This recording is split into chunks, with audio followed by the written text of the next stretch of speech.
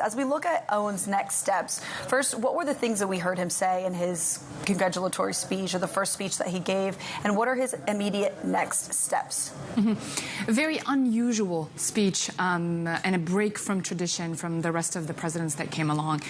Primarily what he said, that he wanted the state to be the only holder of arms in the country. And this is quite powerful, given that Hezbollah lawmakers were sitting there, and you saw a lot of the other lawmakers clapping right after, kind of cheering him on for that thing.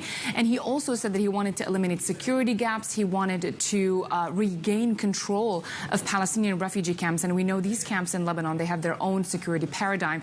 The army isn't allowed to enter unless it has a permit or a permission from, let's say, Palestinian leadership and the government. He wants to take control and consolidate the government's power, the state's power, especially security-wise, along the border, be it in Syria or along the border in Israel. And this is going to be a very tough task for him, though he was army commander and still is. The daunting task, of course, is also making sure that the ceasefire between Hezbollah and Israel lasts, and that implementing 1701, meaning keeping Hezbollah away from the border. This is going to be very difficult for him, but it seems Hezbollah is willing to take on this task and is take on whatever the new phase in Lebanon's history is, and it starts now.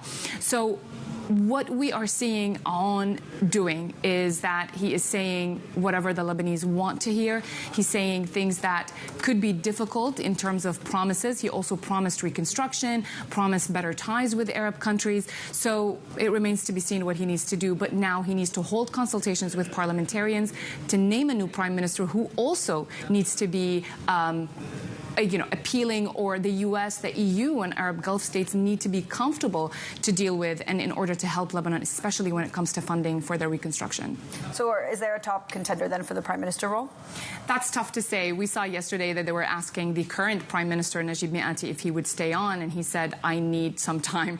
But I think there are several prime ministers, especially from the Sunni community, that would be probably interested. But there aren't any contender or names that have surfaced in the past couple of hours since his election.